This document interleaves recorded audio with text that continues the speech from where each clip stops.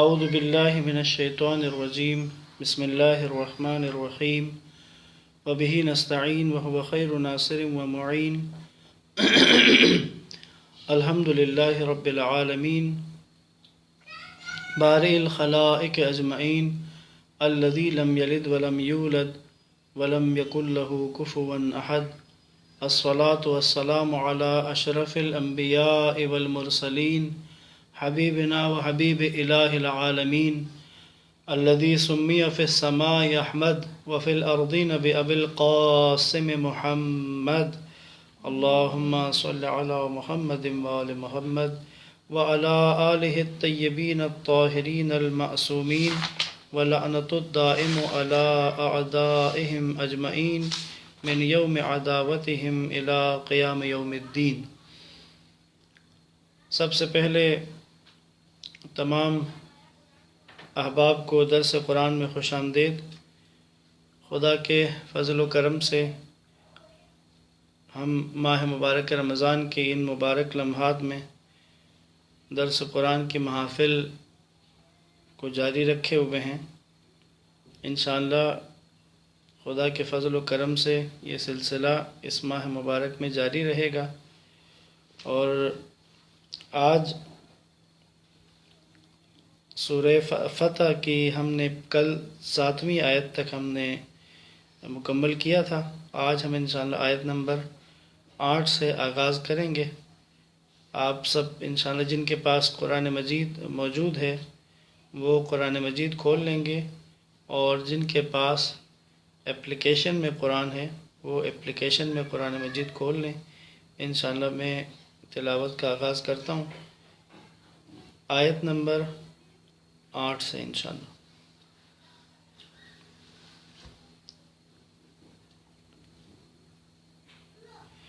اعوذ باللہ من الشیطان الرجیم بسم اللہ الرحمن الرحیم وَلِلَّهِ جُنُودُ السَّمَاوَاتِ وَالْأَرْضِ وَكَانَ اللَّهُ عَزِيزًا حَكِيمًا،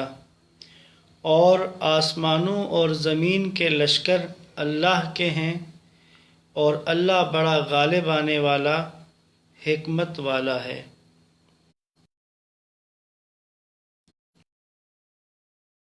تلاوت کی تھی اِنَّا أَرْسَلْنَاكَ شَاهِدًا وَمُبَشِّرًا وَنَذِيرًا، ہم نے آپ کو گواہی دینے والا، بشارت دینے والا اور تنبیہ کرنے والا بنا کر بھیجا ہے۔ آیت نمبر 9 لِتُؤْمِنُوا بِاللَّهِ وَرَسُولِهِ وَتُعَزِّرُوهُ وَتُوَقِّرُوهُ وَتُسَبِّحُوهُ بُكْرَةً وَأَصِيلًا، تاکہ تم مسلمان اللہ اور اس کے رسول پر ایمان لاؤ، اس کی مدد کرو، ان کی تعظیم کرو، اور صبح و شام اللہ کی تسبیح کرو۔ آیت نمبر 10 ان الذین یبایعونک انما یبایعون اللہ ید اللہ فوق ایدیہم فمن نکث فانما ینکث علی نفسہ ومن اوفی بما عاہد علیہ اللہ فسیؤتیہ اجرا عظیما، بتحقیق جو لوگ آپ کی بیعت کر رہے ہیں وہ یقیناً اللہ کی بیعت کر رہے ہیں، اللہ کا ہاتھ ان کے ہاتھ کے اوپر ہے، پس جو عہد شکنی کرتا ہے وہ اپنے ساتھ عہد شکنی کرتا ہے، اور جو اس عہد کو پورا کرے، جو اس عہد کو پورا کرے جو اس نے اللہ کے ساتھ کر رکھا ہے، تو اللہ عنقریب اسے اجر عظیم عطا کرے گا۔ یہ آیت نمبر 8، 9 اور 10 کی میں نے تلاوت کی ہے۔ ان کے چند ایک مطالب ہیں کہ جن کی طرف مبذول ہوگی انشاءاللہ۔ آیت نمبر 8 میں جیسا کہ پچھلے جو آیات تھی، کل جو ہم نے 7 آیات کی تلاوت کی، جیسا کہ آپ نے کل سماعت فرمایا کہ ان 7 آیات میں اللہ تبارک و تعالیٰ نے خود اس صلح حدیبیہ کا جو واقعہ تھا، جس کو اللہ نے بڑی اور واضح فتح قرار دیا، اور اس کے ساتھ ساتھ جو لوگ رسول اللہ کے ساتھ گئے تھے ان کی تعریف ہوئی، اور ساتھ میں منافقین کے بارے میں جو ایک انداز قرآن کا مستقل وہی انداز ہے، قرآن منافقین کو نہیں بخشتا، لہٰذا منافقین کے بارے میں جو انداز ہے قرآن کا خاص، بالخصوص جس وقت مومنین کے ساتھ تقابل کرواتا ہے تو وہاں پر مومنین کے لیے انعام و اکرام کا اور منافقین کے لیے خدا کی طرف سے آنے والی سزاؤں کا ذکر ہوتا ہے۔ اس کے بعد اب اس آیت میں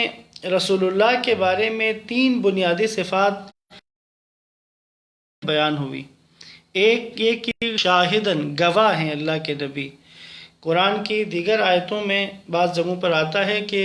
خدا نے ہر امت کے اوپر ایک شاہد اور ایک گواہ کو مقرر کیا ہے، اور رسول اللہ کو سب کے اوپر گواہ بنایا ہے۔ بشارت دینے والا، مبشرن، بشارت خوشخبری دینے والا کہ جو صاحبان ایمان ہوں گے، جو اللہ کی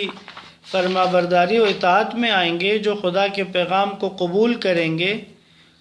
تو وہ ان کے لیے بشارت ہے، ان کے لیے خوشخبری دینے والے ہیں، اور تنبیہ کرنے والے ہیں، نذیر ہیں۔ انذار کا مطلب عموماً اردو میں ترجمہ کیا جاتا ہے ڈرانا، نذیر کا مطلب ڈرانے والا، تو اس میں زیادہ جو مناسب لفظ ہے اردو زبان کے اعتبار سے وہ ہے تنبیہ کرنا،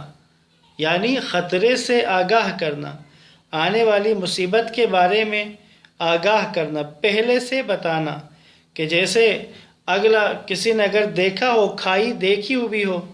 اور وہ آنے والے کو خبردار کرے کہ آگے مت جاؤ، آگے کھائی ہے، جیسے کسی آنے والے خطرے سے آگاہ کر رہا ہے، پس اس کو انذار کہا جاتا ہے، تنبیہ کرنا۔ تو پس رسول خدا کی 2 چیزیں، ایک تو آپ شاہد ہیں، دوسرے آپ مبشر ہیں، خوشخبری دینے والے ہیں، اور تیسرے آپ تنبیہ کرنے والے ہیں۔ اب مسلمانوں سے جو تقاضا اللہ نے کیا ہے، صاحبان ایمان سے جو اللہ نے تقاضا کیا ہے، وہ یہ کہ مسلمان اللہ کے رسول پر ایمان لائیں، پہلا کام۔ اس کے بعد تعزروہ و توقروہ۔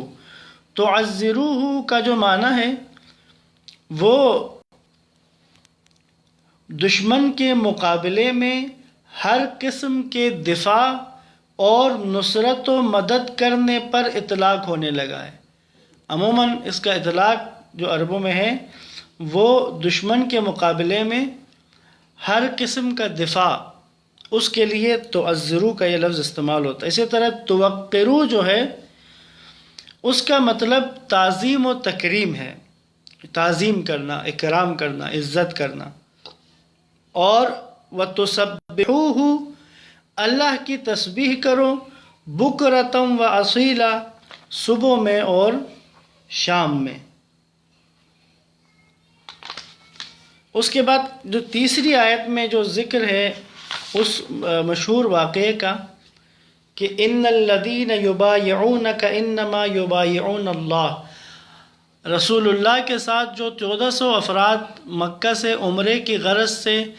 مدینہ سے مکہ کی طرف آئے تھے، اور یہاں آ کر جب مشرکین مکہ نے اندر داخل ہونے نہیں دیا اور لڑائی اور جنگ کی بات ہوئی، تو اس دوران میں رسول اللہ کی طرف سے حضرت عثمان کو اللہ کے نبی نے مکہ بھیجا، مکہ والوں سے مذاکرات اور بات کرنے کے لیے۔ تو کہیں سے یہ افواہ اڑائی گئی کہ حضرت عثمان کو قتل کر دیا گیا ہے مکہ میں۔ تو اللہ کے نبی نے سب مومنین کو، وہیں ایک درخت تھا، اس درخت کے نیچے جمع کیا سب کو، اور آپ نے سب سے بیعت لی۔ بیعت کا مطلب یعنی وعدہ کرنا، یعنی عربوں کے اندر یہ پہلے سے رائج تھا، یعنی بیعت کسی شخص کی فرما برداری اور اطاعت کے لیے عہد و پیمان باندھنے کا معنی ہے، عہد کرنا، فرما برداری کے لیے، اطاعت کے لیے عہد کرنا۔ بس اس کا طریقہ یہ ہوتا تھا کہ جو اطاعت کرنے والا ہے، بیعت کرنے والا ہے، وہ اپنا ہاتھ جس کی بیعت کی ہے اس کے ہاتھ میں دے دیتا تھا۔ تو یہ ہاتھ میں دینے کا جو مفہوم تھا، اس سے بیعت صادق آتے تھے کہ یہ بیعت ہو گئی ہے، اب یہ عہد کے پابند ہوتے تھے ایک دوسرے کے لیے۔ تو یہاں پر اللہ کے نبی نے سب مسلمانوں سے جہاد کے لیے بیعت لی، یہ بیعت کی ہم بالکل پیچھے نہیں ہٹیں گے، اور اگر مشرکین ہمارے ساتھ مقابلہ کریں گے تو پھر ہم ان کے ساتھ جدال کریں گے، قتال کریں گے۔ تو یہ بیعت انتہائی خالص بیعت تھی مسلمانوں کے اللہ کے نبی کے ہاتھ پر، جبکہ ان کے پاس جنگی اسلحہ موجود بھی نہیں تھا، جبکہ پورا جنگی اسلحہ تھا بھی نہیں، فقط وہیں سفری اسلحہ تھا، ایک تلوار، نہ کوئی ڈھال تھی، نہ زرہ پہن کر آئے تھے، ایسا کچھ بھی نہیں، جنگی تیاری نہیں تھی۔ لیکن رسول اللہ کی پکار پر جان قربان کرنے کے لیے یہ لوگ تیار ہوئے اور آپ کے ہاتھ پر بیعت کی۔ تو اس بیعت کو اللہ نے پسند کیا، اور اللہ نے کیا کہا اس آیت نمبر 10 میں، بتحقیق جو لوگ آپ کی بیعت کر رہے ہیں وہ یقیناً اللہ کی بیعت کر رہے ہیں، یعنی جو لوگ آپ کی فرما برداری کا، آپ کی اطاعت کا وعدہ کر رہے ہیں، اصل میں وہ یہ وعدہ اللہ کے ساتھ کر رہے ہیں، وہ اللہ کی اطاعت کا وعدہ کر رہے ہیں۔ ید اللہ فوق ایدیہم، اللہ کا ہاتھ ان کے ہاتھ کے اوپر ہے۔ اللہ کا ہاتھ سے مراد یقیناً خدا جسم نہیں رکھتا، تو ہاتھ سے مراد یہ والا ہاتھ نہیں، اس طرح انسان کا ہاتھ ہوتا ہے۔ یہاں پر رحمت پروردگار مراد ہے کہ ان کے اوپر اللہ کی رحمت ہے۔ اس کے ساتھ اس بیعت کے توڑنے کے بارے میں بھی یہ بات کی کہ پس جو عہد شکنی کرتا ہے وہ اپنے ساتھ عہد شکنی کرتا ہے، یعنی وہ اصل میں اپنے ساتھ عہد شکنی کر رہا ہے، اپنے ساتھ وعدہ خلافی کر رہا ہے، اور جو اس عہد کو پورا کرے جو اس نے اللہ کے ساتھ کر رکھا ہے تو اللہ عنقریب اسے اجر عظیم عطا کرے گا۔ یاد رکھیے گا، ہر مسلمان، ہر مومن کا اللہ کے ساتھ ایک عہد ہے، ہر بندے کا اللہ کے ساتھ ایک عہد ہے۔ میں اور آپ اگر اللہ کی عبودیت میں ہیں، اللہ کی بندگی میں ہیں، تو یہ بندگی خود ایک معاہدہ ہے بندے اور خدا کے بیچ میں، اور جس طرح معاہدے میں دو فریق ہوتے ہیں، دو گروہ ہوتے ہیں، اسی طرح اس عہد نامے میں بھی دو فریق ہیں، ایک فریق بندہ ہے اور دوسرا فریق پروردگار ہے، اور معاہدہ بندگی کا ہے۔ کیا طے ہوا بندے اور خدا کے بیچ میں کہ اے میرے بندے، تو میرے سوا کسی کو معبود نہیں تصور کرے گا، تو میرے سوا کسی کو معبود نہیں مانے گا، اور تو صرف میری بندگی کرے گا، کسی طاغوت کے آگے سر نہیں جھکائے گا۔ تو پس انسان کا خدا کے ساتھ جو عہد ہے وہ بندگی کا عہد ہے، تو پس عہد اگر جو اپنے عہد کو پورا کرے گا تو وہ اس کے لیے یقیناً خدا کی طرف سے اجر عظیم ہے۔ یاد رکھیے گا، عہد شکنی کے لیے بہت زیادہ مذمت کی گئی ہے، جو وعدے کو توڑتے ہیں ان کے بارے میں عہد شکنی کی مذمت ہے بہت زیادہ۔ جیسے یہاں پر جو لفظ استعمال کیا فَإِنَّمَا يَنْكُثُ، يَنْكُثُ نکس سے ہے، اس کا مادہ ہے کھولنے اور الٹا ہٹا دینے کے معنی میں ہے، الٹا کرنا، ہٹا دینا۔ تو پیمان شکنی اور عہد توڑنے کے معنی میں پھر یہ لفظ استعمال ہونے لگا کہ جو عہد توڑتے تھے ان کے لیے بھی نقص عہد کا لفظ استعمال ہوا۔ عہد شکنوں کے بارے میں کہ جو کسی سے وعدہ کر کے توڑ دیں، بیعت کی شکل میں ہو یا ویسے عام معاملات میں وعدہ ہو، یہ جیسے ہم ایک دوسرے سے کسی کام کے لیے وعدہ کرتے ہیں، اگر ہم نے عہد باندھا ہے تو پھر ہم پابند ہیں کہ ہم اپنے عہد کو پورا کریں۔ امیر المؤمنین کی ایک حدیث یہاں پر نقل ہے، اس کی طرف متوجہ رہیں گے عہد شکنوں کے بارے میں، پوری توجہ کیجیے گا، میں ترجمہ پڑھ رہا ہوں۔ جہنم میں حسینہ، صاد سے حسینہ نامی ایک شہر ہے، ایک علاقہ جہنم کا حسینہ نامی، صاد کے ساتھ۔ کیا تم مجھ سے نہیں پوچھو گے کہ اس شہر میں کیا ہے؟ کسی نے عرض کیا اے امیر المومنین، آپ فرمائیے کہ اس شہر میں کیا ہے؟ آپ نے فرمایا پیمان شکنی کرنے والوں اور عہد توڑنے والوں کے ہاتھ ہیں، یعنی یہی جہنم کا وہ حصہ ہوگا کہ جہاں پر عہد شکنی کرنے والوں کے ہاتھ جمع ہوں گے وہاں پر۔ بس اسلام کے اندر وعدہ خلافی ایک قبیح عمل ہے۔ بس یہ جو درخت کے نیچے جنہوں نے بیعت کی، اس بیعت کے لیے اسلام میں بڑا خوبصورت لفظ ہے، اس کو بیعت رضوان کہا جاتا ہے۔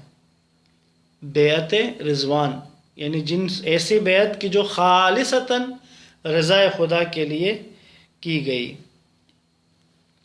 آیت نمبر 11، 12، 13 اور 14 ان 4 آیات کی طرف متوجہ ہوں گے انشاءاللہ۔ بسم اللہ الرحمن الرحیم۔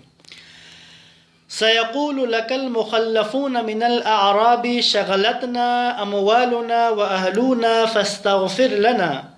يَقُولُونَ بِأَلْسِنَتِهِمْ مَا لَيْسَ فِي قُلُوبِهِمْ قُلْ فَمَنْ يَمْلِكُ لَكُمْ مِنَ اللَّهِ شَيْئًا إِنْ أَرَادَ بِكُمْ ضَرًّا أَوْ أَرَادَ بِكُمْ نَفْعًا بَلْ كَانَ اللَّهُ بِمَا تَعْمَلُونَ خَبِيرًا۔ صحرا نشین جو پیچھے رہ گئے ہیں وہ جلد ہی آپ سے کہیں گے ہمیں ہمارے اموال اور اہل و عیال نے مشغول رکھا، لہٰذا ہمارے لیے طلب مغفرت کیجئے۔ یہ تو وہ انہوں نے آ کے جب یہ بات کی، اللہ کا جواب کیا ہے؟ یہ اپنی زبانوں سے وہ بات کرتے ہیں جو ان کے دلوں میں نہیں ہے۔ کہہ دیجئے اگر اللہ تمہیں ضرر پہنچانے کا ارادہ کر لے یا فائدہ پہنچانا چاہے تو کون ہے جو اس کے سامنے تمہارے لیے کچھ اختیار رکھتا ہو، بلکہ اللہ تو تمہارے اعمال سے خوب باخبر ہے۔ آیت نمبر 12۔ بل ظننتم ان لن ينقلب الرسول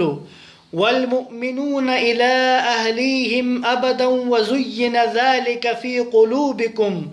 وظننتم ظن السوء وَكُنْتُمْ قَوْمًا بُورًا۔ بلکہ تم یہ گمان کرتے تھے کہ پیغمبر اور مومنین اپنے اہل و عیال میں کبھی بھی لوٹ کر نہیں آئیں گے، اور یہ بات تمہارے دلوں میں خوشنما بنا دی گئی، اور تم نے برا گمان کر رکھا تھا اور تم ہلاک ہونے والی قوم ہو۔ آیت نمبر 13۔ وَمَن لَّمْ يُؤْمِن بِاللَّهِ وَرَسُولِهِ فَإِنَّا أَعْتَدْنَا لِلْكَافِرِينَ سَعِيرًا۔ اور جو شخص اللہ اور اس کے رسول پر ایمان نہ لائے، ہم نے ایسے کفار کے لیے دہکتی آگ تیار کر رکھی ہے۔ وَلِلَّهِ مُلْكُ السَّمَاوَاتِ وَالْأَرْضِ يَغْفِرُ لِمَن يَشَاءُ وَيُعَذِّبُ مَن يَشَاءُ وَكَانَ اللَّهُ غَفُورًا رَحِيمًا۔ آسمانوں اور زمین کی بادشاہی صرف اللہ ہی کے لیے ہے، وہ جسے چاہے بخش دیتا ہے اور جسے چاہے عذاب دیتا ہے، اور اللہ بڑا معاف کرنے والا مہربان ہے۔ ان 4 آیات میں جو چند ایک مطالب ہیں جن کی طرف توجہ کرنے کی ضرورت ہے۔ اصل میں یہ قصہ کیا تھا جس کے لیے آیات نازل ہوئی؟ اللہ کے نبی جب عمرے کے لیے مدینہ سے نکلے تھے، یہ صلح حدیبیہ والے معاملے میں 6 ہجری کو، تو آپ نے آس پاس کے جو صحرا نشین قبیلے تھے ان کو پیغام بھیجا، مسلمان جو ہو چکے تھے ان کو پیغام بھیجا کہ وہ بھی اس عمرے کے سفر میں ساتھ چلیں۔ تو ان لوگوں نے انکار کیا، وہ لوگ ساتھ نہیں گئے۔ کیونکہ وہ جو بادیہ نشین تھے، وہ جو صحرا نشین وہ لوگ تھے، ان کا یہ سوچنا تھا کہ ایسے حالات میں جب کہ قریش مدینہ تک آ گئے ہیں حملہ کرنے کے لیے، بدر کے معاملے میں قریش مکہ سے نکل کے آئے ہیں، اسی طرح احد میں قریش مکہ سے نکل کے آئے ہیں، اور اسی طرح خندق میں تو مدینہ کے دروازے تک آ چکے ہیں۔ اتنے خوخار دشمن مکہ میں موجود ہیں اور رسول اللہ نے عمرے کا ارادہ کیا ہے اور صحابہ ان کے ساتھ جا رہے ہیں۔ تو ان بادیہ نشین نہیں بھائی، یہ تو موت کی سیدھا موت کے منہ میں جانے والی بات، یہ کوئی جنگ تھوڑی نہ ہے، یہ تو سیدھی خودکشی ہے جس طرح تعویلیں کی جاتی ہیں۔ یوں انہوں نے انکار کیا کیونکہ وہ سمجھ رہے تھے جو اللہ نے کھولا ان کے دل کی بات کو، ان کا یہ گمان تھا کہ رسول اللہ اور آپ کے صحابہ یہ تو واپس گھروں کو لوٹ ہی نہیں سکیں گے، کیونکہ یہ تو صرف ایک تلوار لے کر جا رہے ہیں اور وہاں جائیں گے تو وہاں مشرکین مکہ تو ان کے ساتھ جنگ کریں گے، اور چونکہ مسلمان تو جنگی تیاری کے ساتھ نہیں گئے، یہ سارے شہید ہو جائیں گے، یہ ان کا سوچنا تھا کہ یہ تو واپس سے نہیں آئیں گے۔ لیکن ظاہر خدا کا جو حکم تھا، جب ان لوگوں نے سنا، ان بادیہ نشین عربوں نے، کہ رسول اللہ نہ فقط یہ کہ مکہ تک گئے ہیں بلکہ قریش کے ساتھ صلح کا معاملہ کر کے آئے ہیں، قریش نے اللہ کے نبی کے ساتھ صلح کی ہے، جب انہوں نے یہ سنا تو پھر دوڑ کے آ گئے، اب رسول اللہ کے پاس آئے ہیں اور آ کر بہانے پیش کر رہے ہیں، یہ نہیں کہہ رہے کہ ہم نہیں آئے، ہم اس وجہ سے نہیں، اب وہ دل کی بات چھپانا چاہ رہے ہیں۔ لیکن خدا نے پہلے ہی وحی نازل کی ہوئی ہے اور رسول اللہ کے سامنے واضح ہے ان کا قصہ۔ آئے یہ لوگ آ کر کہتے ہیں یا رسول اللہ وہ ہم اپنے اہل و عیال کی وجہ سے، ہمارے گھروں نے، ہمارے کاموں نے ہمیں مشغول رکھا، ہم نہیں آ سکے، ہم سے غلطی ہو چکی ہے، تو آپ ہمارے لیے مغفرت کی دعا کریں۔ یہ اس طرح کا یہ بیان لے کر یہ آئے۔ اللہ نے کہا یہ اپنی زبانوں سے وہ بات کرتے ہیں جو ان کے دلوں میں نہیں ہے، کہہ دیجئے اللہ تمہیں ضرر پہنچا۔ اب یہ جو کہہ رہے تھے نا ہم اپنے گھر والوں کی وجہ سے نہیں آ سکے، تو خدا کا کہنا یہ ہے اگر کوئی اگر تمہیں کوئی نقصان پہنچانا چاہے، جس موت کے ڈر سے تم نہیں آئے ہو، کیا تمہارے گھروں میں، کیا تمہارے قبیلے میں تم اس موت سے بچ سکتے ہو؟ اور تم اگر آ جاؤ تو خدا کے لیے تمہارے قوم قبیلے کو، تمہارے اہل و عیال کی حفاظت کرنا خدا کے لیے کون سا مشکل کام ہے؟ لہٰذا خدا نے ان کے اندر کی باتوں کو رسول اللہ کے سامنے رکھا کہ جو آیت نمبر 12 میں تھا، بلکہ تم یہ گمان کرتے تھے کہ پیغمبر اپنے اہل و عیال میں کبھی بھی واپس نہیں لوٹیں گے، اور یہ بات تمہارے دلوں میں خوشنما بنا دی گئی،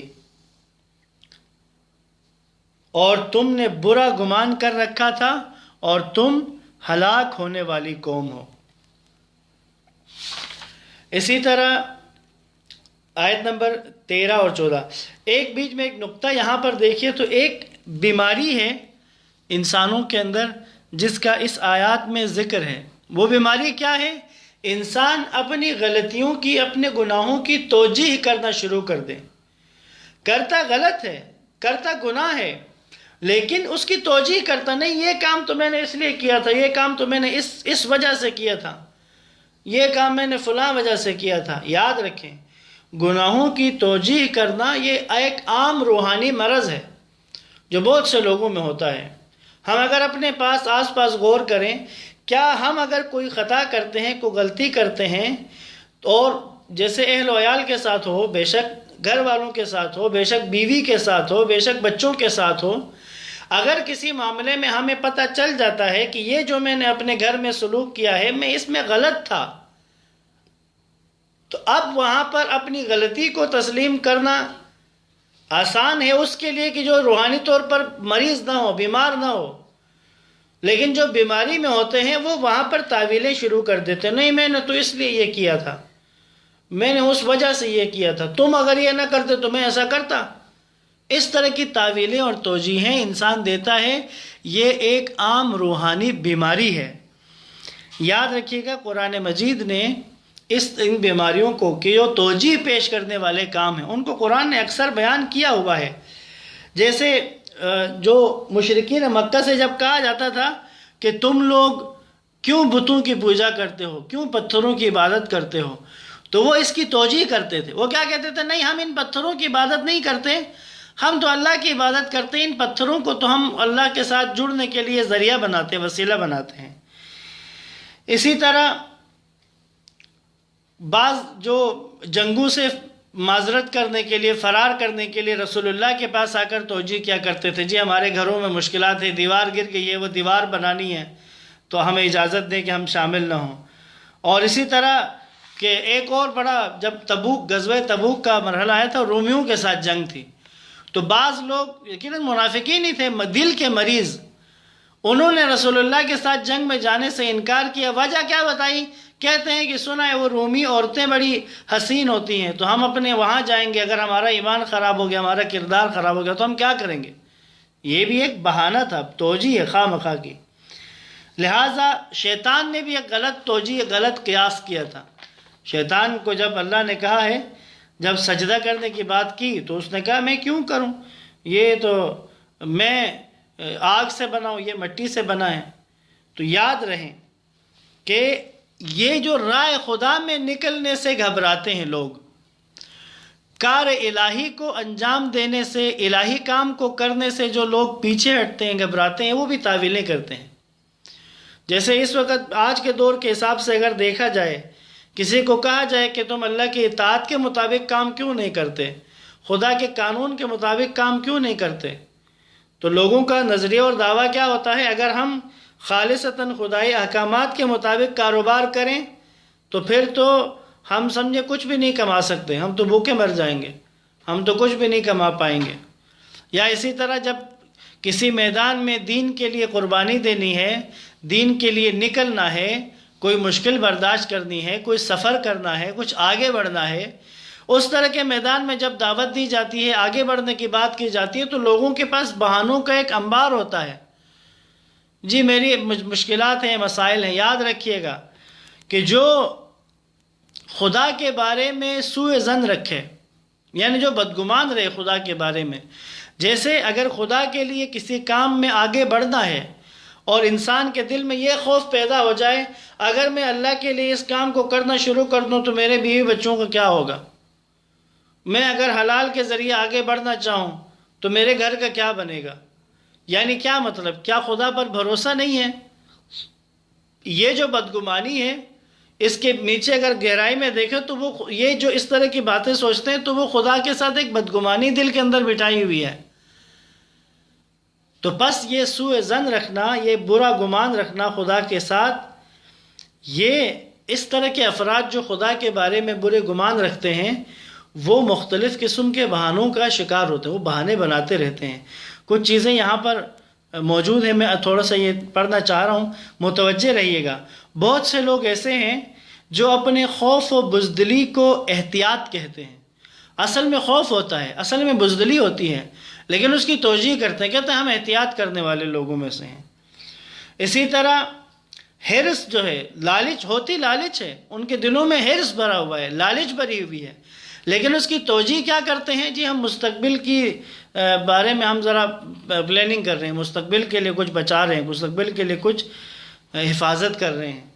اور بعض لوگ نفس کی کمزوری کو، ضعف نفس کو حیا و شرم کے ساتھ اس کی تعبیر کرتے ہیں، اور بعض لوگ بدحالی کو زہد سمجھ رہے ہوتے ہیں۔ یعنی یاد رکھیے گا، بندے کا بدحال ہونا، مالی لحاظ سے بدحال ہونا زہد نہیں ہے۔ زہد کیا ہے، ہو لیکن اس میں دل نہ لگائے، یہ زہد ہے۔ زہد یہ نہیں ہے کہ ایسا ترک کرے ان کاموں کو، امور کو، اور اس کے پاس کچھ ہو نہیں، بدحال ہو، اور اس بدحالی کے عالم میں اس بدحالی کو اپنے لیے زہد کہے، تو یہ زہد نہیں ہے، بدحالی ہے وہ۔ لہٰذا اس طرح کی بہت ساری چیزیں ایسی ہیں، اگر میں اور آپ اپنی زندگی میں غور کریں تو یاد رکھیں قرآن مجید مجھ سے مخاطب ہے جب میں پڑھ رہا ہوں، تو جب آپ پڑھ رہے ہیں، جب آپ قرآن سن رہے ہیں، تو قرآن ہم میں سے ہر ایک سے مخاطب ہے، ہر ایک کو مخاطب کرتا ہے، ہر ایک سے قرآن بات کر رہا ہے، مجھ سے بات کر رہا ہے، آپ سے بات کر رہا ہے۔ اور یہ جو روحانی مرض ہے، اپنے گناہوں کی توجیہ کرنے کا روحانی مرض، یہ بڑا سنگین مرض ہے، اور ہمیں اس طرف متوجہ رہنا چاہیے اور اس سے نکلنا چاہیے۔ پس وَمَن لَّمْ يُؤْمِن بِاللَّهِ، آیت نمبر 13 میں اللہ نے کہا وَمَن لَّمْ يُؤْمِن بِاللَّهِ وَرَسُولِهِ فَإِنَّا أَعْتَدْنَا لِلْكَافِرِينَ سَعِيرًا، جو شخص اللہ اور اس کے رسول پر ایمان نہ لائے، ہم نے ایسے کفار کے لیے دہکتی ہوئی آگ رکھی ہے۔ یعنی یہ دیکھیں، یہ جو نہیں گئے تھے ساتھ صلح حدیبیہ کے اس معرکے میں، جو ساتھ نہیں گئے تھے، بہانے انہوں نے کچھ اور بنائے تھے، لیکن اللہ کا کیا کہنا ہے، یہ اللہ اور رسول پر ایمان نہیں رکھتے۔ اصل وجہ یہ ہے، بنیاد یہ ہے، اور جو اللہ اور اس کے رسول پر ایمان نہیں لائے، ہم نے ایسے کفار کے لیے دہکتی آگ تیار کر رکھی ہے۔ اور آسمانوں اور زمین کی بادشاہی صرف اللہ کے لیے ہے، جسے اللہ چاہتا ہے بخش دیتا ہے، اور جسے چاہے عذاب دیتا ہے۔ بارہا عرض کرتا ہوں، دوبارہ تکرار کر رہا ہوں، جس جگہ آتا ہے نا اللہ جسے چاہے بخش دے، جسے چاہے عذاب دے، تو یہ اللہ کا چاہنا ایسا نہیں ہے کہ اگر کوئی بخشش کے مراحل آئے، بخشش کا ماحول فراہم کرے، بخشش کر ایک بندے کی بخشش کے لیے جن جن چیزوں کی ضرورت ہے، جن جن مراحل کی ضرورت ہے، ایک بندہ ان مراحل کو طے کرے، اللہ اس کے باوجود اس کو بخشے نہیں، کیونکہ اللہ چاہے تو بخشے گا، تو ایسا بالکل نہیں ہے۔ اللہ کی چاہت اللہ کے قانون کے مطابق ہے، اللہ کی چاہت اللہ کے بنائے ہوئے قانون فطرت کے عین مطابق ہوتی ہے۔ لہٰذا اگر یہ ہوتا ہے نا اللہ جسے چاہے عذاب دے، تو اس کا یہ مطلب نہیں ہے کہ کوئی انسان نیکیوں کی طرف آئے، اپنی طرف سے بھرپور کوشش کرے، خدا کی اطاعت و فرما برداری کی کوشش کرے، لیکن اللہ چاہے تو اس پر عذاب ڈالے گا، ایسا نہیں ہے۔ بلکہ اللہ کا عذاب دینے کا جو کرائیٹیریا ہے وہ وہی قانون ہے جو خدا نے مقرر کیا ہوا ہے، کہ انسان بندہ نافرمانیوں کی جس حد کے بعد خدا کا عذاب شروع ہو جاتا ہے، جب وہ اس حد تک پہنچ جاتا ہے تو کیونکہ اللہ کی چاہت یہی ہے کہ جو اس حد تک آ جائے اس کے اوپر عذاب ہوگا۔ وَكَانَ اللَّهُ غَفُورًا رَحِيمًا، اللہ بڑا معاف کرنے والا مہربان ہے۔ اگر آپ دیکھیں تو یغفر لمن یشاء ویعذب من یشاء وکان اللہ غفورا رحیما، دو مغفرتوں کے بیچ میں عذاب کا ذکر کیا ہے، یعنی زیادہ مغفرت کی بات کی ہے۔ اللہ موقع دیتا ہے، آخر تک یاد رکھیے گا، پلٹنے کا موقع دیتا ہے۔ یہاں پر بھی عذاب کا بھی ذکر ہے لیکن ساتھ میں مغفرت کا ذکر موجود ہے۔ اگر توبہ اور مغفرت کے جو مراحل اللہ نے بیان کیے ہوئے ہیں، جو ان مراحل پر پورا اترتا ہے تو اس کے لیے مغفرت کے لیے اللہ کے دروازے، اللہ کا باب مغفرت کھلا ہوا ہے۔ آیت نمبر 15، 16 اور 17 کی طرف متوجہ ہوں گے انشاءاللہ۔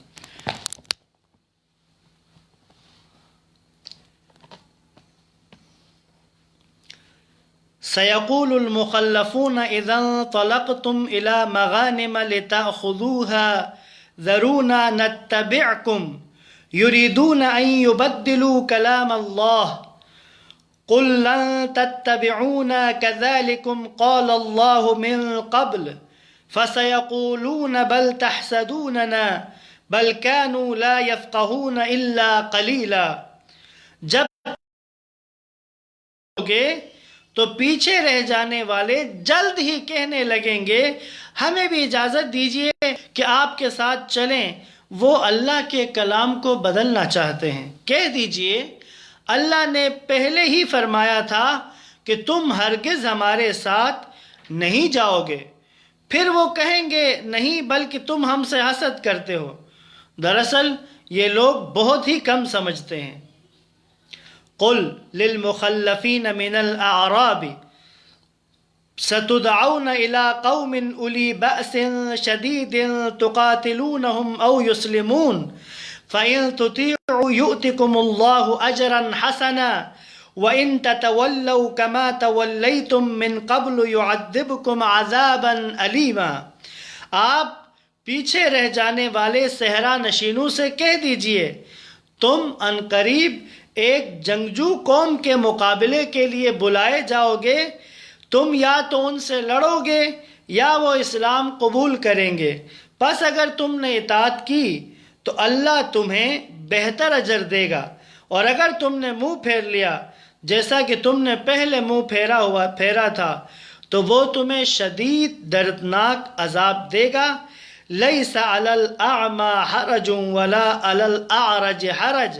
ولا علی المریض حرج ومن يطع الله ورسوله يدخله جنات تجری من تحتها الانہار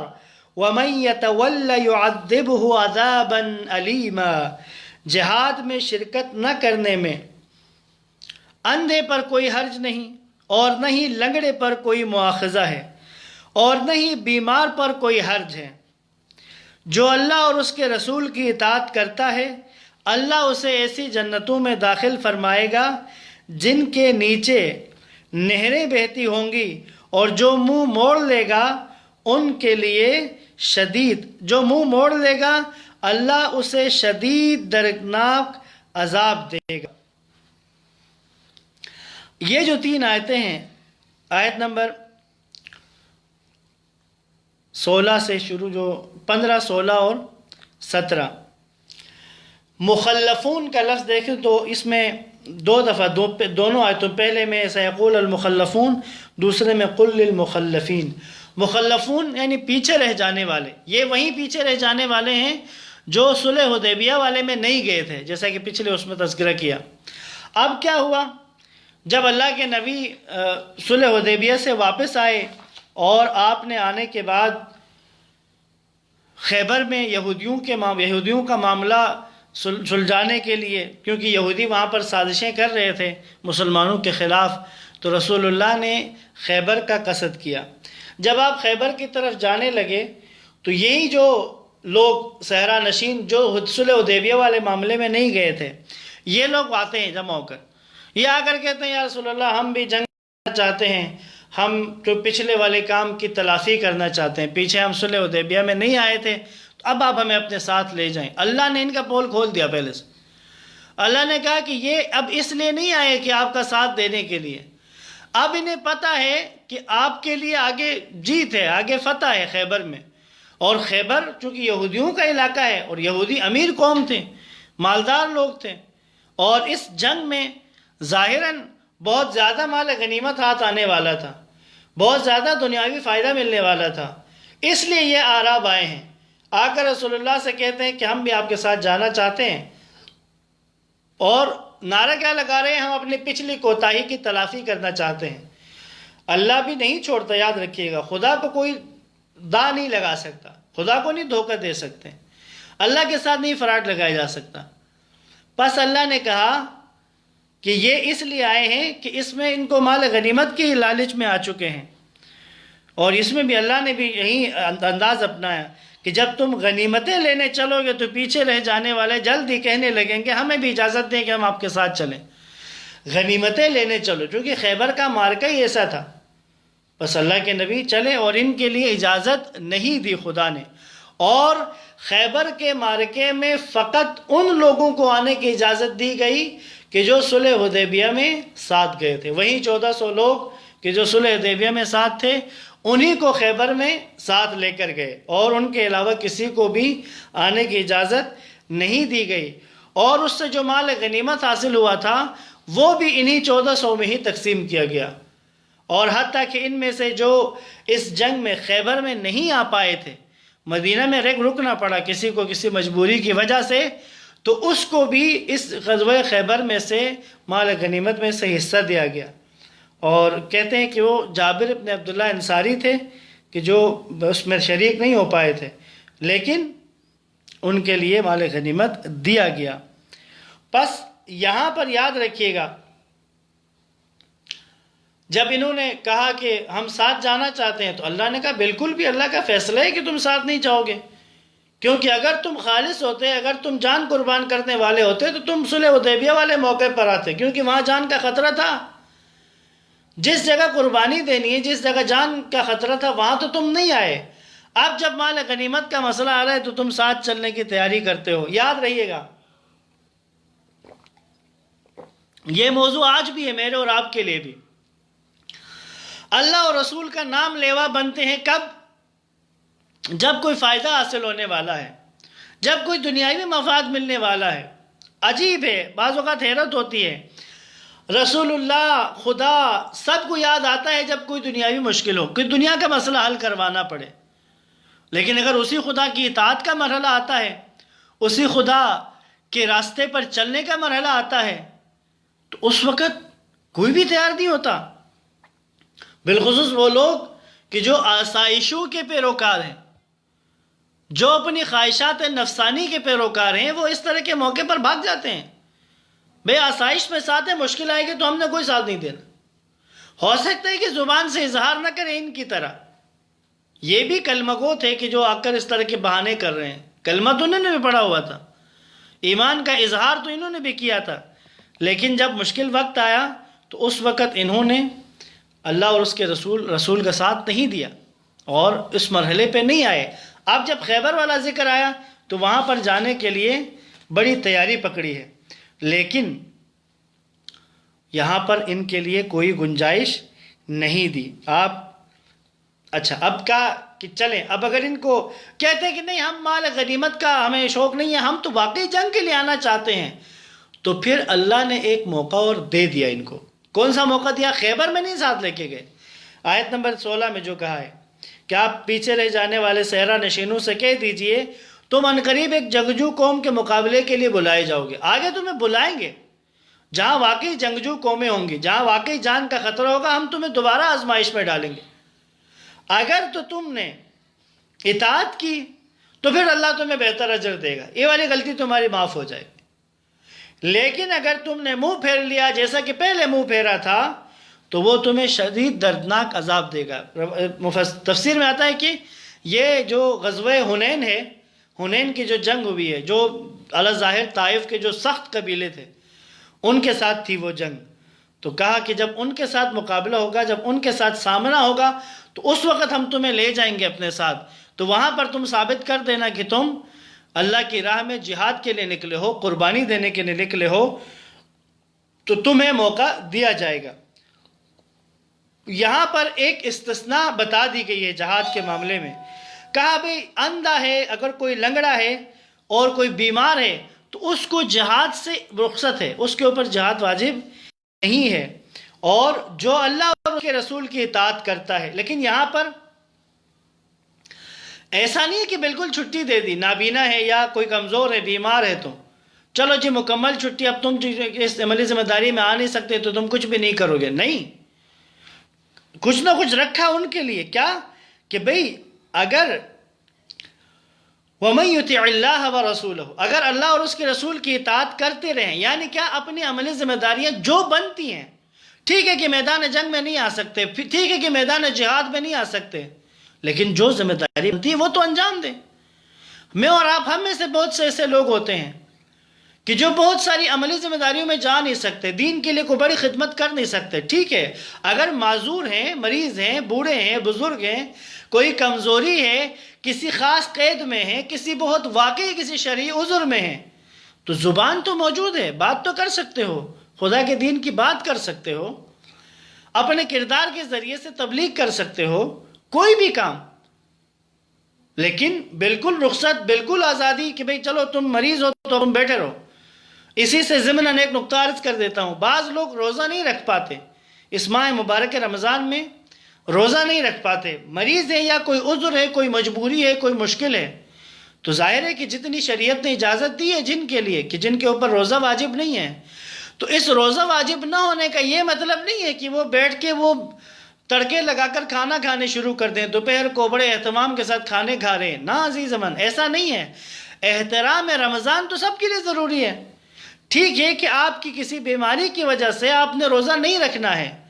لیکن اتنا آپ نے کھانا ہے کہ جتنا اس بیماری کے لیے آپ کو ضرورت ہے، یہ نہیں کہ اب آپ دبا کے کھانا شروع کر دیں اور حرمت رمضان کا خیال نہ رکھیں، ایسا بالکل نہیں ہے، ایسی کوئی اجازت نہیں ہے کہ کھلی چھٹی ہے جو کرتے رہیں، نہیں، احترام رمضان کا کریں۔ آپ کو جس مجبوری کی وجہ سے اگر کھانا پڑ رہا ہے تو اتنا ہی کھائیں کہ وہ مجبوری دور ہو جائے، اور وقفہ جتنا آپ رکھ سکتے ہیں بیچ میں کھانوں کے درمیان اتنا وقفہ رکھیں۔ لہٰذا یہاں پر بھی اسی طرح ہے کہ جو اندھا لنگڑا ہے، بیمار ہے، تو اگر وہ اللہ اور اس کے رسول کی اطاعت میں رہیں گے، یعنی جو ان کی ذمہ داری رہتے ہوئے مدینہ میں رہتے ہوئے بنتی ہے، اگر وہ ادا کرتے رہیں گے تو پھر اللہ اسے بھی ایسی ہی جنتوں میں داخل فرمائے گا جن کے نیچے نہریں بہیں گی۔ اچھا، اور جو منہ موڑ لے گا، مریض ہے، کسی عذر کی وجہ سے جہاد پر نہیں گیا ہے، لیکن اس کی جو ذمہ داری بنتی تھی، جتنی بنتی تھی، اگر وہ اس نے انجام نہیں دی، اس سے اگر منہ موڑ لیا تو اس کے لیے بھی شدید اور دردناک عذاب ہے۔ آیت نمبر 18 اور 19، لَقَدْ رَضِيَ اللَّهُ عَنِ الْمُؤْمِنِينَ إِذْ يُبَايِعُونَكَ تَحْتَ الشَّجَرَةِ فَعَلِمَ مَا فِي قُلُوبِهِمْ فَأَنزَلَ السَّكِينَةَ عَلَيْهِمْ وَأَثَابَهُمْ فَتْحًا قَرِيبًا۔ بتحقیق اللہ ان مومنین سے راضی ہو گیا جو درخت کے نیچے آپ کی بیعت کر رہے تھے، پس جو ان کے دلوں میں تھا وہ اللہ کو معلوم ہو گیا، لہٰذا اللہ نے ان پر سکون نازل کیا اور انہیں قریبی فتح عنایت فرمائی۔ وَمَغَانِمَ كَثِيرَةً يَأْخُذُونَهَا وَكَانَ اللَّهُ عَزِيزًا حَكِيمًا، اور بہت سی غنیمتیں بھی حاصل کریں گے، بہت سی غنیمتیں بھی حاصل کریں گے، اور اللہ بڑا غالب آنے والا، حکمت والا ہے۔ ان دو آیتوں میں، آیت نمبر 18 اور 19 میں اگر ہم غور کریں، جیسے کہ میں نے پہلے بھی عرض کیا تھا، یہاں پر اللہ ان مومنین سے راضی ہونے کی بات کر رہے ہیں کہ جنہوں نے درخت کے نیچے بیعت کی ہے۔ اللہ ان مومنین سے راضی ہو گیا جو درخت کے نیچے آپ کی بیعت کر رہے تھے، پس جو ان کے دلوں میں تھا وہ اللہ کو معلوم تھا، اللہ کو معلوم ہو گیا کہ ان کے دل میں کیا ہے۔ یعنی یہ جو درخت کے نیچے آپ کے ہاتھ پہ بیعت کر رہے تھے، اللہ کو ان کے دل کا حال پتہ چلا، پس لہٰذا اللہ نے ان پر سکون نازل کیا، وہ پرسکون ہو گئے اور انہیں قریبی فتح عنایت فرمائی، جلد ہی ان کو فتح نصیب ہوئی۔ کون سی فتح؟ فتح خیبر۔ کیونکہ ذوالقعدہ میں یہ گئے تھے عمرہ کے لیے، ذی الحج اگلا مہینہ 7واں ہجری، تو 7ویں ہجری میں ہی، 7ویں ہجری کے آغاز میں ہی غزوہ خیبر ہوا، پس اللہ نے انہیں قریبی فتح عنایت فرمائی۔ وَمَغَانِمَ كَثِيرَةً يَأْخُذُونَهَا وَكَانَ اللَّهُ عَزِيزًا حَكِيمًا، اور بہت سی غنیمتیں بھی حاصل کریں گے، اور اللہ بڑا غالب آنے والا، حکمت والا ہے۔ آیت نمبر 20 کی بھی تلاوت کروں گا، اور ممکن ہے کہ میں انشاءاللہ آیت نمبر 20 اور 21 بھی میں تلاوت کر رہا ہوں، اگر تو تشریح کا موقع ملا تو ایک نکات ہیں ان آیات میں بیان کر، تو نہیں تو کل ان کی تشریح کے نکات اور اگلی جو باقی آیات ہیں ان کو مکمل کریں گے۔ آیت نمبر 20 میں ہے وَعَدَكُمُ اللَّهُ مَغَانِمَ كَثِيرَةً تَأْخُذُونَهَا فَعَجَّلَ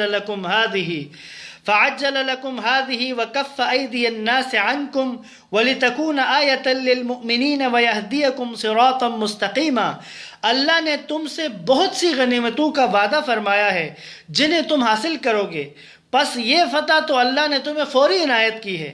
اس نے لوگوں کے ہاتھ تم سے روک دیے تاکہ یہ مومنین کے لیے ایک نشانی ہو اور تمہیں راہ راست کی ہدایت دے۔ وَأُخْرَى لَمْ تَقْدِرُوا عَلَيْهَا قَدْ أَحَاطَ اللَّهُ بِهَا وَكَانَ اللَّهُ عَلَى كُلِّ شَيْءٍ قَدِيرًا، اور دیگر غنیمتیں بھی جن پر تم وہ اللہ کے احاطہ قدرت میں آ گئیں، اور اللہ ہر چیز پر خوب قدرت رکھتا ہے۔ یہ ان آیتوں میں غزوہ خیبر کے بارے میں ذرا نسبتاً بات کی گئی ہے، اور ہم غزوہ خیبر کو اور ان آیات کے اندر جو موجود چند نکات ہیں ان کی طرف انشاءاللہ آپ کی توجہ مبذول کروانا چاہتا ہوں۔ تو ایک شاید نقطہ میں بیان کر سکوں، 55 تک میں بیان کرتا ہوں، اس کے بعد آپ کے سوالات لیتا ہوں۔ آیت نمبر 18 میں جن مومنین سے خدا نے راضی ہونے کا کہا، یعنی جنہوں نے درخت کے نیچے اللہ کے نبی کے ہاتھ پہ بیعت کی ہے، خدا نے ان کو 4 چیزیں عطا کر دی۔ پہلی چیز رضی اللہ عن المؤمنین، اللہ ان سے راضی ہو گیا، خدا ان سے راضی ہو گیا۔ اللہ کی رضا سب سے بڑی نعمت ہے، جنت کی سب سے بڑی نعمت اللہ کی رضا ہے۔ دوسری نعمت ان کے لیے کیا عطا ہوئی؟ فَأَنزَلَ السَّكِينَةَ عَلَيْهِمْ فِي قُلُوبِهِمْ فَأَنزَلَ السَّكِينَةَ، ان کے دلوں میں سکون اللہ نے ڈال دیا، اور مضبوط پہاڑ کی طرح اپنے پاؤں پر کھڑے رہے، اور یہ ان کے لیے خدا کی طرف سے دوسری نعمت تھی ان درخت کے نیچے بیعت کرنے والوں کے لیے۔ تیسری نعمت کیا ہے؟ فتحاً قریبا وَأَصَابَهُمْ فتحاً قریبا، ان کے لیے قریبی فتح نصیب کی اللہ نے، یہ تیسری ان کے لیے جزا تھی۔ اور چوتھی کیا ہے؟ وہ وَمَغَانِمَ كَثِيرَةً يَأْخُذُونَهَا، اور بہت ساری غنیمتیں، یعنی دنیاوی مال و متاع بھی ان کے لیے خدا کی طرف سے عطا کیا گیا۔ یعنی یاد رکھیے گا، جو خالص ہو کر رضا پروردگار کے لیے بغیر کسی غرض کے، بغیر کسی لالچ کے، بغیر کسی خفیہ مقصد کو رکھتے ہوئے خالص ہو کر اگر اللہ اور اس کے رسول کے راستے پر اپنے آپ کو پیش کرتا ہے،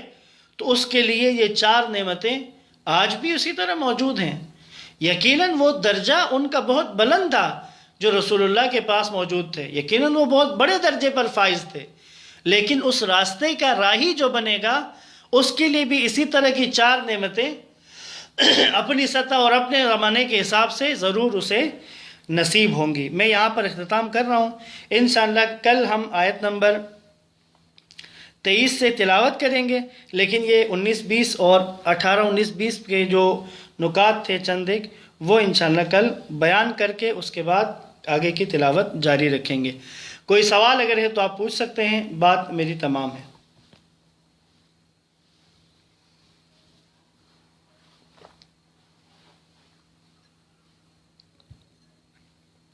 جی مائک کھول دیجیے گا تاکہ بات کر سکیں کوئی اگر سوال ہو تو.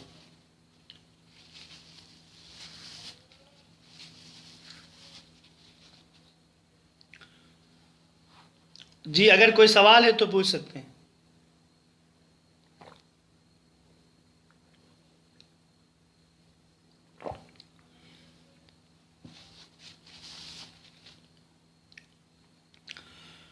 ٹھیک ہے جی، سوال کوئی نہیں آ رہا. انشاءاللہ دعا کے ساتھ اختتام کرتے ہیں.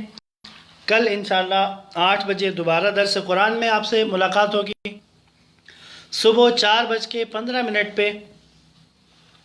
دعا و مناجات کا ہماری نشست ہوتی ہے، اس میں بھی ضرور شامل ہوں. کل صبح انشاءاللہ دعائے ابو حمزہ صومالی ہم شروع کر رہے ہیں اور آپ سب سے اس میں بھی شرکت کی استدعا ہے. ساتھ ہی ساتھ ہماری جو یوٹیوب چینل ہے اور اسی طرح فیس بک پیج ہے اسے لائک کریں، یوٹیوب چینل کو سبسکرائب کریں تاکہ اس کار الہی میں، تبلیغ دین کے اس کام میں آپ بھی ہمارے ہم سفر بن سکیں. دعا کرتے ہیں تمام برادران و خواہران مومنین مومنات جو ہمارے ساتھ آج درس میں شامل تھے، ان سب کے لیے اور ان سب کے لیے جنہوں نے مجھ سے خصوصی دعا کے لیے کہا ہوا ہے، اور اسی طرح آپ سب کو بھی جن لوگوں نے دعا کے لیے کہا ہے، ان سب کی دعاؤں کے لیے اور جن کے لیے اللہ چاہتا ہے کہ ہم دعا کریں، سب لوگوں کی دعاؤں کی قبولیت کے لیے، حاجات کی برآوری کے لیے، مشکلات کی آسانی کے لیے، تکلیفوں کی دوری کے لیے، پریشانیوں سے نجات کے لیے، گناہوں کی مغفرت کے لیے، مریضوں کی شفایابی، بے گناہ اسیروں کی رہائی، مقروضوں کے قرض کی ادائیگی، بے اولادوں کی اولاد کے لیے، اور اس دور کے جو مشکل حالات ہیں اس وقت ان کی آسانی کے لیے، اس وبا کی وجہ سے جو لوگ تکلیف میں ہیں ان کی صحت یابی کے لیے، ان کی آسانیوں کے لیے، اور سب سے بڑھ کر امام زمان کے ظہور میں تعجیل کے لیے، رہبر معظم کی عمر درازی، آیت اللہ سیستانی اور دیگر مراجع کی صحت و سلامتی کے لیے، تمام مسلمانان عالم اور بالخصوص جو مسلمان برسر پیکار ہیں ان کی فتح و کامرانی کے لیے، نصرت کے لیے، ان کی فتح کے لیے، ان سب دعاؤں کے لیے 5 مرتبہ آیہ مجیدہ کی تلاوت کر کے دعا کریں گے. اللہم صلی علی محمد وآل محمد وعجل فرجہم. بسم اللہ الرحمن الرحیم. امن یجیب المضطر اذا دعاہ ویکشف السوء. امن یجیب المضطر اذا دعاہ ویکشف السوء. امن یجیب المضطر اذا دعاہ ویکشف السوء. امن یجیب المضطر اذا دعاہ ویکشف السوء. امن یجیب المضطر اذا دعاہ ویکشف السوء. یا کاشف الکرب والسوء والبلاء اکشف کروبنا وکروب جمیع المؤمنین واقض حوائجنا وحوائج المحتاجین والسائلین واشف مرضانا ومرضى المسلمین وصلی اللہ علی محمد وآلہ الطاہرین. اللہم صلی علی محمد وآل محمد وعجل فرجہم. والسلام علیکم ورحمۃ اللہ وبرکاتہ.